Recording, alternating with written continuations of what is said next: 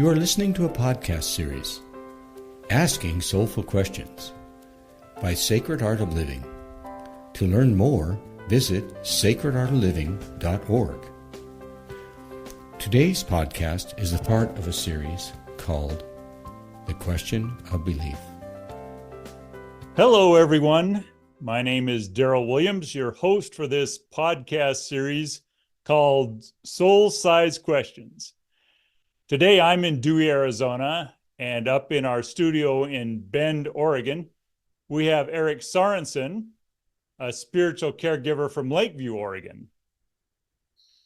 Joining Eric in Bend is your longtime friend and founder and director of the Sacred Art of Living Center, Richard Groves. So guys, this is the final podcast in our series about belief. And today we'd like to explore this question. What really is the value of spirituality? Starting with you, Eric, can you tell us a little bit about yourself and your spiritual path? I hear you wear a lot of hats in your community and aren't just involved with one specific religious congregation, right? Absolutely. I came to Lakeview partly to be a pastor, partly because of God's sense of humor. And I believe that, I went there and I did what I was taught to do, which is just go everywhere there's people who help people and ask if there's something I can do to help. And one of the first areas I got into was hospice. They were in need of a spiritual caregiver, and I began the journey of becoming a hospice caregiver, chaplain type, and then became a law enforcement and emergency response chaplain because I had become educated and comfortable with the death and the trauma and the dying journey, and then became the hospital chaplain. And now I'm a little bit of whatever's needed. I tell people that I am the shepherd of wandering souls. Yeah. Well, I hear you've also got a prison outreach program that you're doing. Yes, I also preach a service for our local minimum security prison, and I also do jail visits. Anywhere people are hurting is kind of where I belong. Have you always been that way? I mean, I'm always curious about, I feel like people follow kind of a path in their life, right? And I'm curious about how you ever got started along that. Oh, yes. So my dad was a cook in the Army, 20 years, because he got into trouble so many times and so often and spent so much time on kitchen patrol duty that they finally said, why don't you just become a cook? He found his passion in cooking, and our home had food and love and laughter. And being military, we often had broken homes and broken friends, and they could come and they would be safe with us. And so we've always had people as part of our family that just belonged because they needed a place. And that continued on until my dad's death from cancer. And then in that journey, I wanted to, really just be helpful. And the place where help was needed most in my journey during my dad's cancer journey and death was we needed someone who was useful, not just professional, not just sorry to see someone lose their dad and their husband and their friend. We needed someone who could be useful. And so that's been the core, is learning how to be helpful for those who are hurting. So people listening to this or watching this who know nothing about Oregon, much less Lakeview, Oregon, it seems important to say that when I think of Lakeview, I think of middle of nowhere. I mean, not as a put down, but just really 100 miles from anywhere, right? It is. It's 100 miles from the nearest city. I have to drive 100 miles for Walmart. Hmm. I have to drive, 55 miles for good Italian food. I have to, these are just, I came 3.5 hours here just to talk with Richard, and we have lunch and conversation together. And we live differently. The town is only 2,500 people. And having come from the Portland metro area, it was like shifting from fifth to second, where you live at a different pace. But I also honestly tell people I was ignorant before coming to Lakeview. I didn't know what it was like to be known. In a small town environment, one person really can make a difference for good or bad. And when I was introduced to that, it was because the waitress came over and said, "You're the new preacher in town." I'm like, "No, I'm not." And she said, "Oh, yes, we know. You're getting married, and after your honeymoon, you'll be here. We're expecting you in September." And I looked at her as City Mouse. I'm like, "Lady, you're scaring me." I said, "Tell me you talked to Miss Cleo or something." And she goes, "Oh, we know so-and-so who knows so-and-so who goes to your church. We know more about you than you do." Wow. And your reputation has spread beyond Lakeview. And I suspect part of it is this shirt of yours, your Fun Shirt Friday tradition that you introduced to the local hospital there. I mean, I'm thinking in rural America, you're not walking around in black clerical robes, that this would definitely be an interesting calling card. Is that part of your approach here? Only one day of the week. It was during the dark times of COVID. In a small town, we have the same proportion of death and trauma and problems. The difference is we know them. We know them. We know their family. Odds are we know the names of their dogs. We know where they live. They're our neighbors, our friends. And COVID hit hard. We lost a lot of people to burnout and to death and to in a lot of different ways. So I wanted to do something to make a difference. I checked it with my boss and made sure that we weren't going to violate dress code policy, and then decided to let people know I'm going to declare Fun Shirt Friday. And I came in wearing shirts like this on Friday. And now it's so normal that if I don't wear one, people start to freak out that something's wrong or someone has died. And I need to be formal for a reason. Yeah. Huh. Yeah.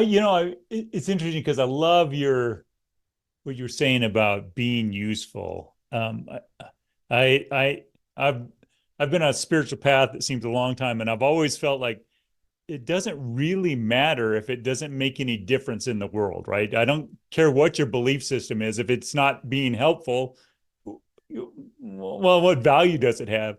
Can you talk a little bit about how you look at, with all these different hats on, and you are in religious settings versus spirituality? I mean, do you make a definition at all in your mind, or is it all encompassed in what you do? Oh, it's very much in my mind.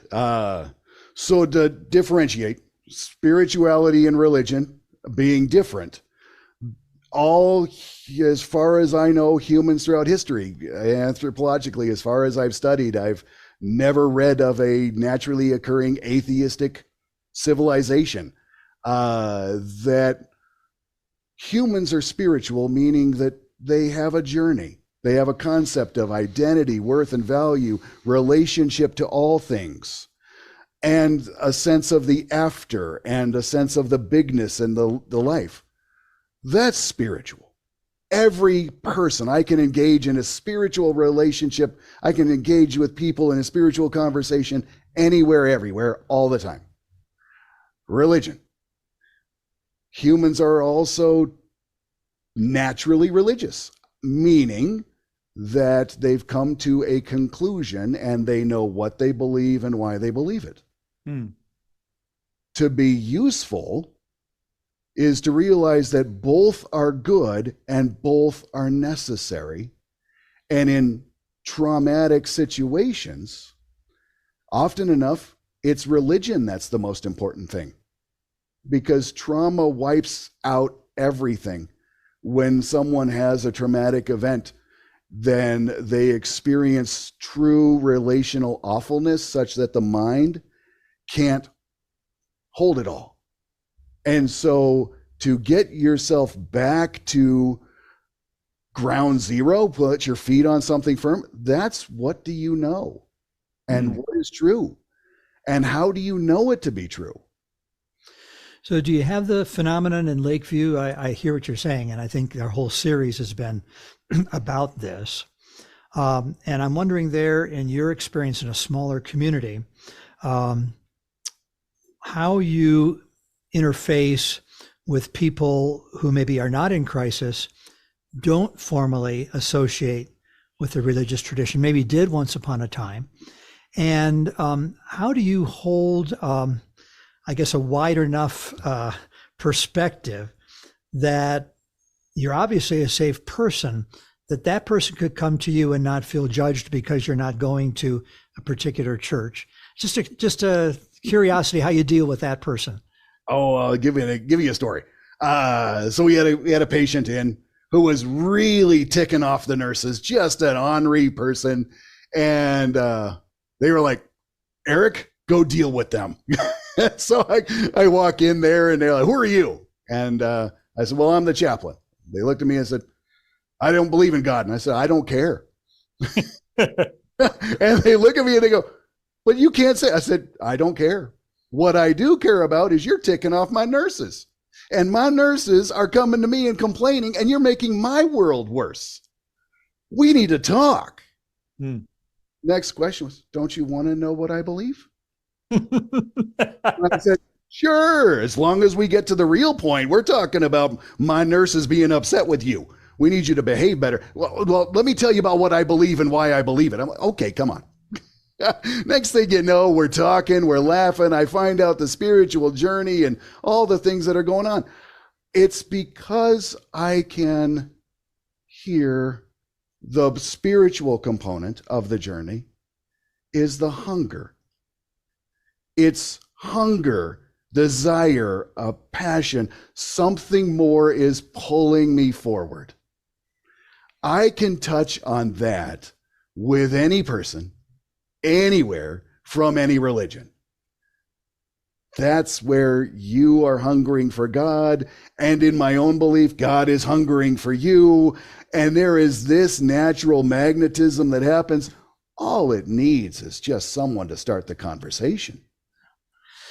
And I think that's marvelous. And that's the kind of presence I know would be so helpful in the hospital bedside, in the prison situation. And I'm wondering personally, kind of to come back to the first question that Daryl asked, in terms of your own journey, you began, I think, we've known each other over a number of years, in a certain sort of religious background, tradition. You were ordained. And what happened in your own evolution to not lose that, but to broaden that so that you were able to deal your parish church as the community, no matter who you are? I guess that's a really different vocation than the person who really just preaches on Sunday to a particular group. That's a tough one. Because ministers are like doctors. We get into the work because we want to help people. And what happens is we get into our journey part of it, and the business becomes the limiting factor, that you have to make money as a doctor. You have to follow these things and all these pressures. You have to see this many patients. In a minister, you have to have, we call it counting nickels and noses. You have to have this many people come to Christ. You have to have people join the church. You have to get this many baptisms or all these other things. when really the only reason we get into the work is because we love God and we want to love people and be helpful. But the things that you have to do as part of it become what has to be. Now, I started as a pastor. I'm Southern Baptist in ordination and training. I tell people we're not as mean as we used to be, at least in the Northwest. But what my journey was actually through hospice, death and dying, and then trauma, where to be a religious professional is to represent a religion, a tradition, when I come to a situation. Chaplains don't do that. Chaplains are people first. So I take all that I believe and all that I know and set it aside because it is not useful at this moment. I am not there to sell my version of Jesus. I'm there for someone else. And you have to learn that the person is the most important thing. And that's a rotten lesson, because once you start learning that one, you're ruined. And part of that was what you taught me. You ruined me for the ministry. You know, I really resonate with that, Eric, and something you had said about the story with the guy that was being mean to the nurses, you know, because I was a bereavement coordinator in hospice and saw a lot of the same things that we all have in that work. And what I heard you say in that story was that unspoken, but that seeking to understand another person, right? Because when they know that you're interested in understanding where they're coming from, the whole dynamic changes, right? Then there can be a real conversation about what's important. Well, as I talk with people, I'm like, the only thing that makes you, Daryl, and me, is the particular constellation of good and healthy desires that God put in you. And how they work together to make you. But these are all good and healthy desires. What happens is the tragedy, we call it birth. You're born into a messed up world with messed up people who do messed up things. Yeah. But what we learn is that we are never going to be given our good and healthy desires, and we learn how to make that happen. And so we enter the game, all the while knowing that what we're doing is not our true self. And so that pull happens, and it's often we play the game until trauma happens. Because that's when we go back to what is going on. And trauma is the time when a reorientation becomes possible. You know, I so appreciate the story. And I've found, there's a lot of study being done today about the burnout and depression rate of clergy of all denominations across the board. And often when you peel back at that, it's not just counting nickels and noses. That's not a Catholic expression, but that's a good, good Southern Baptist that's expression. A good one. We're good at that. Yeah, we say butts and chairs, but anyway,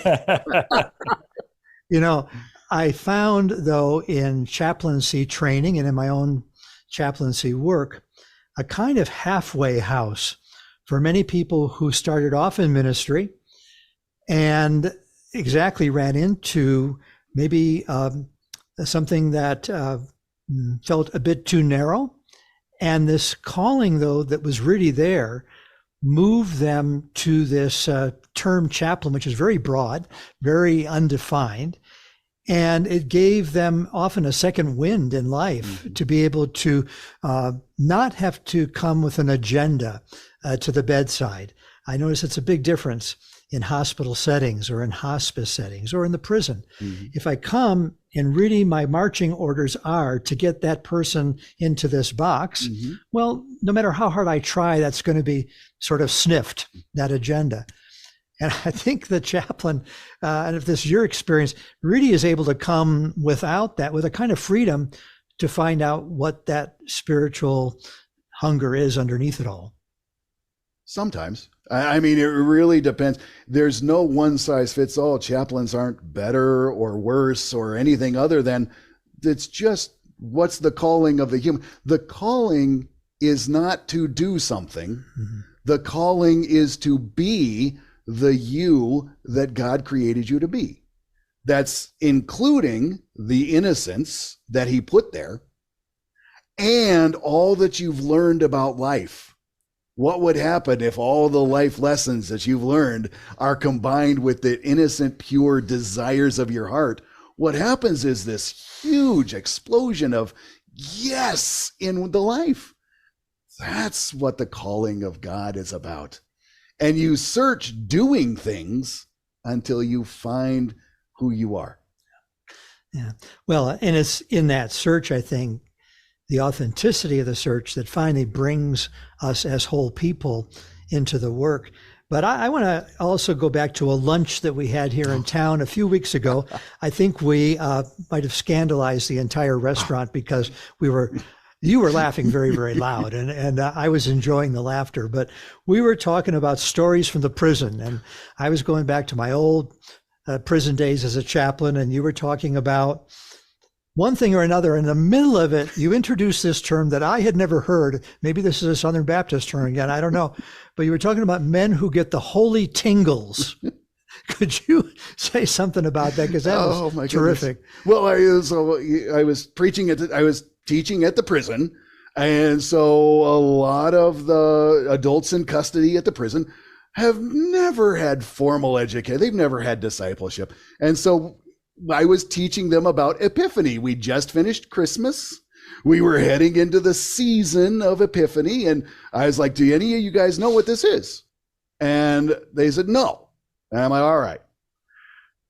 First off, every human being comes to conclusions about life based on their experiences. Who am I? Who are you? What is life? They're all they're logical and they're based on your experiences. An epiphany is when God comes into your world and the experience changes your conclusions. If you're looking in the scriptures, that's what happened. People walked away with different conclusions about themselves, about God, about life. I said, if there's an experience of God and it doesn't change your conclusions, it's not an epiphany. It's the holy tingles. Oh, golly, the hair stood up on my arm. I could feel Jesus. I wept. It was beautiful. And I'm like, did anything happen? Are you a different person? Are you more loving, more kind, more generous? That, if it doesn't happen, is the holy tingles. It's a great experience, but it didn't change anything. How do you find that those men in the prison, I'm assuming you mainly with men, how do they respond to what you're sharing? And like we've been talking about, is it useful to them? Oh, I do. Nobody hears me preach without walking out with homework. I want people to put it into their lives to practice it. So I do that with the men that I'm working with. Yes, it's useful because that's what I intend. It's not preaching at them.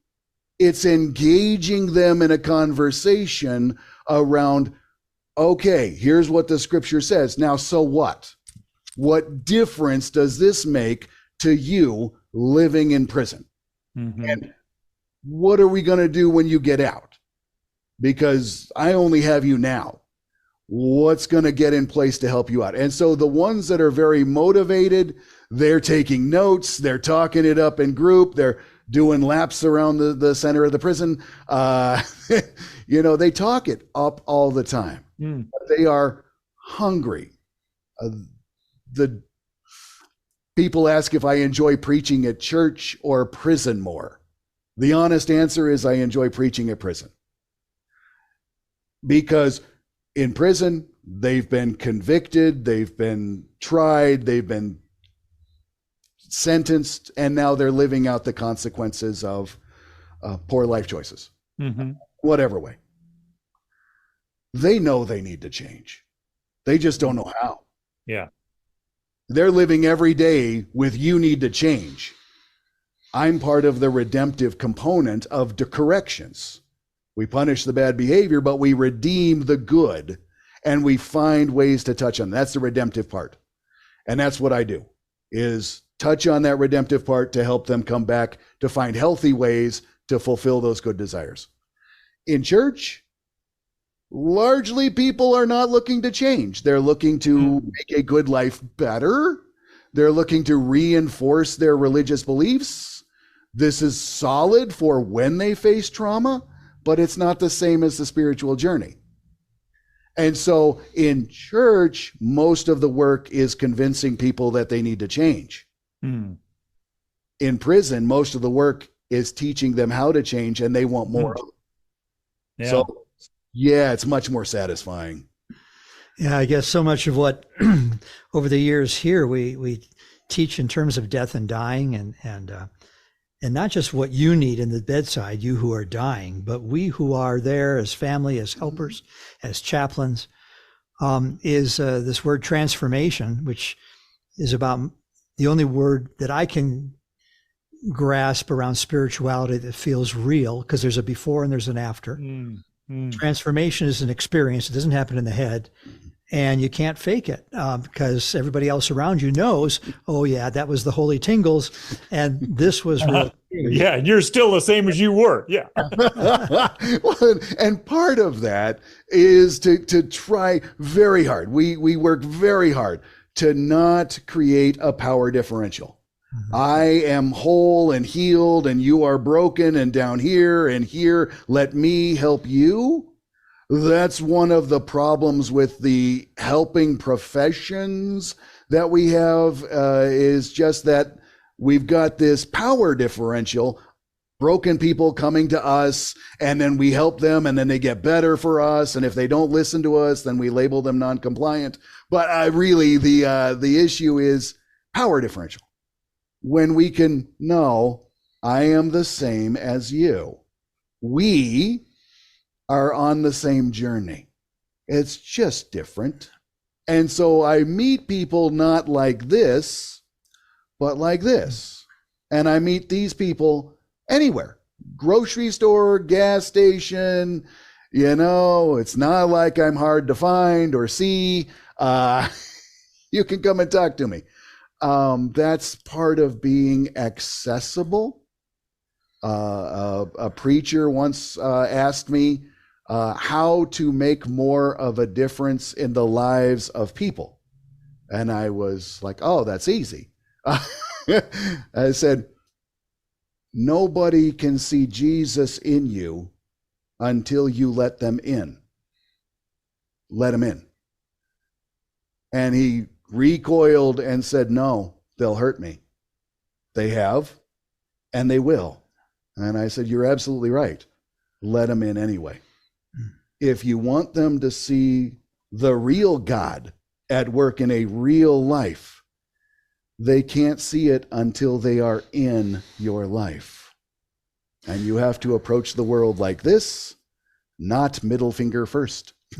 I think you're right at the center of it. And I would say, I don't know if this was your experience. In my experience, we had 12 years of seminary. It was a long time. And a lot of it was good training, but some of it was frankly indoctrination. Part of the indoctrination that was never said, but that we picked up, was that there was to be a power differential. That really was.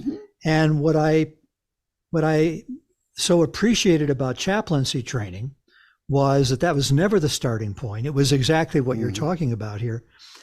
And therefore, I felt for the first time, I was invited to be transparent. I was invited to self-disclosure, which I found in prison work was very helpful. Because if I'm there, well, you guys are in here, wait till you get it together. Right. What are the prisons that I still deal with in my life? Oh my goodness, yes. If I can't say that, I think that's what Johnny Cash did. Right, yeah. I think that's why they cheered when he was there, because he was somehow part of them. He was one. A prison is any place you can't leave voluntarily. Prisons come in all sorts of shapes and sizes, and we carry them everywhere. I just assigned someone for their spiritual homework to watch an old movie called Support Your Local Sheriff. And his jail had no bars in it because they hadn't gotten them ordered yet. But he had a bad guy, and he put him in the jail, and he sprinkled some red paint beforehand down on the floor. And the guy said, "What do I do? There's no bars here." And he goes, "What's the red on the floor?" He goes, "The last guy that tried to escape my jail." Fear kept that man in jail. Fear keeps people in prison in all of their life. The question is, what are you afraid of? And how does that interact with what you truly desire? Because they are so connected. You can find one and touch on the other just that easy. And it's always at a point of hurt, because it wouldn't hurt if it didn't matter to you. Well, that seems like a logical place for us to stop. And I really look forward to continuing this conversation in the next episode of this series on what is spirituality really. We would like to thank you for tuning in to this episode of The Question of Belief. For more information about our entire podcast library, Asking Soulful Questions, visit our website at sacredartofliving.org.